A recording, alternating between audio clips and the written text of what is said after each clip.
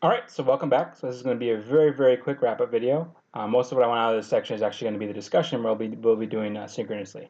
So just a few words here, though. First of all, you guys maybe you've already guessed this, maybe especially if you spent some time thinking about those questions from the previous videos.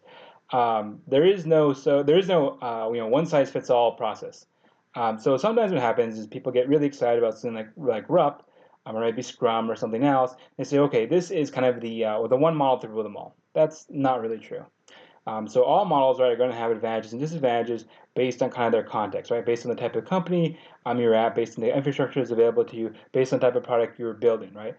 There's going to be some out there, right? Some product that is basically, best suited by this particular model, right? Versus using another model on it, well, things are going to go so well for you, right? You just can't pick one and call it a day, right? You really need to understand what is it that these models basically give you, right? Or what is it that they require. And from that, right, then you can maybe judge what exactly is going to be appropriate for the software that you're developing. So just keep that in mind, right? So like I said, some people will get kind of hyper and they will say, we should do everything in this way. But that's not necessarily true. The other remark here basically is about your capstone project.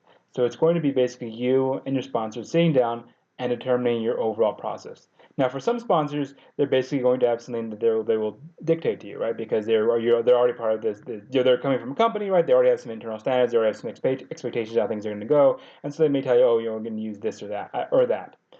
But for other projects, right, what you guys have, what's going to happen is, oh, there's a sponsor that they don't specifically have a development process in mind, right? So maybe they're not maybe they're a domain expert, right? They're not a technology expert.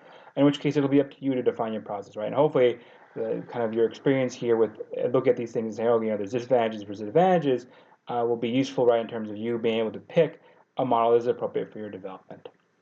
All right, so that's what I got for you guys this week. Make sure you get to the live discussions. I really want to hear what you guys have to say.